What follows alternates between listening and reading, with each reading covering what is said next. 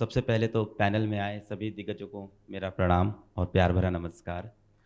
आप सभी ने यूपीएससी सिविल सर्विसेज के अंदर अलग अलग तरह से कंट्रीब्यूट किया। किसी ने सर्विसेज के अंदर जाके कंट्रीब्यूट किया, किसी ने बहुत सारे एस्पिरेंट के सपने सच करके उनको सर्विसेज में भेजा, तो किसी ने वो दोनों काम भी कर रखे हैं।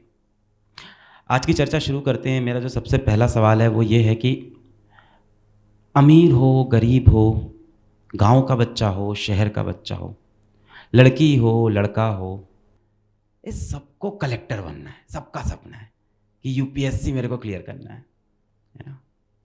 आज की डेट में हम लोग लाइफ में कुछ भी कर लेते हैं। हमारे माँ बाप आज भी मतलब उनको सबसे ज़्यादा फ़क्र इस चीज़ पे होता है कि मेरा बेटा आईएएस है। So why UPSC is such a big dream is my first question to all the panel present here. Alak, that's a very interesting and very pertinent question. And I would like to say that there has been a perceptible change in the system of governance from the pre-independence era to the post-independence era. So in the pre-independence era, the system of governance was a colonial system of governance. We were under a British colony. But after independence, the system of governance has come to be called as citizen-centric system of governance, where citizen is the focal point. So all the schemes, programs, whether by central government or by state government, they are all made with one single focus, that is the citizen of this country. And the programs are implemented by a group of people who are called as the civil servants. Now, civil servants are the permanent executive, and they help assist the political executive, which is the politicians when they come into power. But there is a difference.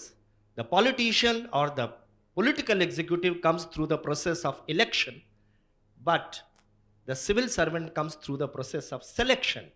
So there is a rigorous examination and an interview. And though every service contributes in some way or the other to the society and the nation, but civil service is unique in many ways. Krishan Mohan sir has already, very correctly pointed out why civil services continue to be attractive. हर एक ख़ास तौर से UP और बिहार प्रदेश में अगर आपने IAS नहीं किया तो कुछ नहीं किया, मतलब इस किस्म की भावना लोग रखते हैं। और मैं ख़ुद क्योंकि इलाहाबाद यूनिवर्सिटी से मैंने पढ़ाई की है, तो उस ज़माने में वही माहौल था कि यार आईएएस पीसीएस नहीं किया तो कुछ नहीं किया। तो वो that thing continues even now. एक तो ये जो सर्विस है, इसमें पहली बात यह है कि सरकार का अंग बन के काम करने का मौका मिलता है। दूसरी बात है कि इसका नेटवर्क सबसे मैसिव नेटवर्क है और इम्प्रेसिव नेटवर्क है। हम गांव तक पहुंच सकते हैं, ढाणियों तक जा सकते हैं, हम सारे लोगों तक अपना प्रभाव छोड़ सकते हैं। तो अगर जब बच्चा बड़ा होता है तो माता पिता के बाद किसी से अगर अधिक प्रभावित होगा तो एक तो टीचर होंगे और दूसरा वो या तो डीएम से प्रभावित होगा या एसपी महोदय से प्रभावित होगा। जब भी जहाँ मूवमेंट करेगा उनका प्रभाव उसे दिखाई देगा। तो जो भारतीय जनमानस की ओवरऑल स्थिति है उसमें शुरू से ही इसके प्रति एक आकर्षण दिखाई देने लगता है किसी और जॉब की तुलना में, क्योंकि ये केवल जॉब नहीं है, एक तरीके से सेवा का अवसर भी मिलता है। आप अच्छा काम करते हो, बहुत रिकॉग्निशन मिलता है, सेल्फ रिस्पेक्ट की बात होती है, आपको सेटिस्फैक्शन भी मिलता है। और आप जब दूसरों के लिए अच्छा काम करते हो, आपकी आजीविका भी चल रही है और आपको दूसरों के लिए काम करने का अवसर मिलता है, तो आपको लगता है कि अपने ऊपर भी गर्व होता है कि मैं भी समाज के लिए कुछ योगदान कर रहा हूँ। ये इसी फील्ड में है। एक बहुत समराइज तरीके से बताता हूँ कि जब सरकार बदली तो कलेक्टर को माई बाप कहते थे। अगर लोग दौरे कर रहे हैं, कलेक्टर दौरे कर रहे हैं और लोग नहीं जानते थे कि हु इज ही, कौन आया है, तो लोग गांव के लोगों को बताते थे कि माई बाप आया है, हुजूर आया है, सरकार आया है। तो लोग कहते थे अच्छा। तो कोई खाट लेके दौड़ता था, कोई कुर्सी लेकर दौड़ता था, बैठाते थे उसे। ये सीन था हमारे देश में आज़ादी के बाद कलेक्टरशिप का। तो ऐसी दशा में उसे हम माई बाप के रूप में जानते थे और उसका बेसिक रीज़न ये था कि हमारा स्टेट पुलिस स्टेट था। तो एक रेगुलेटरी स्टेट था, रेगुलेशन करना गवर्नमेंट की जिम्मेदारी थी, सब कुछ नियंत्रण में रखना। He was chief controller, he was chief regulator, क्योंकि पुलिस भी उसके अधीन काम करती थी। एट दैट टाइम वो एसएसपी का एसीआर लिखता था, तो लोगों को लगता था कि बस कलेक्टर बन जाए तो सारी सत्ता हाथ में। एक जो मानव स्वभाव है, मनोवैज्ञानिक स्वभाव है कि व्यक्ति सत्ता का सुख प्राप्त करना चाहता है। कुछ लोग ऐसे हैं जो सेवा करने के नज़रिए से आते हैं कि हमें लोगों की सेवा करनी है और सेवा करने में सुख मिलता है, और यहाँ पर सेवा करने के मल्टीपल चांसेस हैं। तो इट्स ओनली ग्लोरिफिकेशन और it's too much responsibility as well, उसके बारे में थोड़ा बात करें, रिस्पॉन्सिबिलिटीज के बारे में। ग्लैमराइजेशन एक रियलिटी तो है कि हुआ है, यस।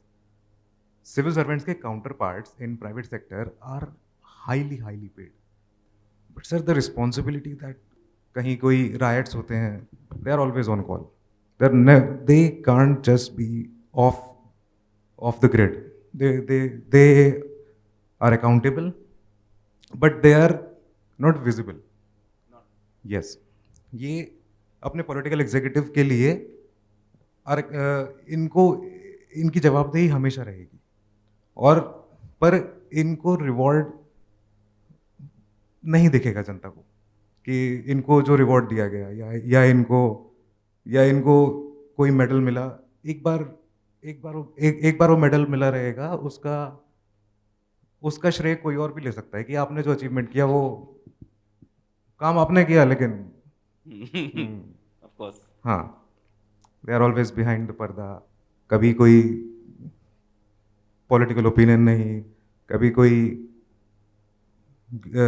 इतना ग्लोरिफिकेशन ऑफ देयर जॉब नहीं, वो मैटर नहीं करता sir.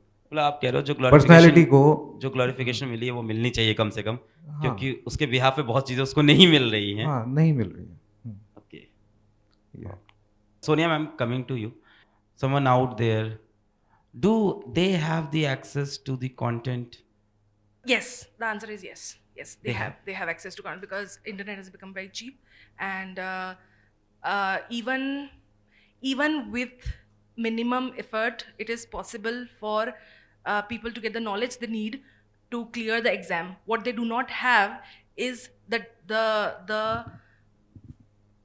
space, that vacuum that is needed to be dedicated to become. That's actually one of the reasons why I believe that this whole Hindi medium part which comes, what we completely ignore is that most of the people who come from farming backgrounds, as sir said, oftentimes the reason they can't get through is not because they're stupid.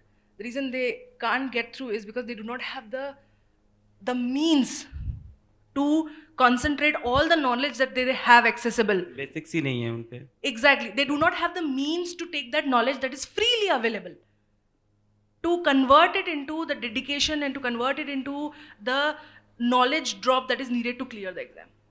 So what we, to answer your question, yes, content is easily available. At least I can say now.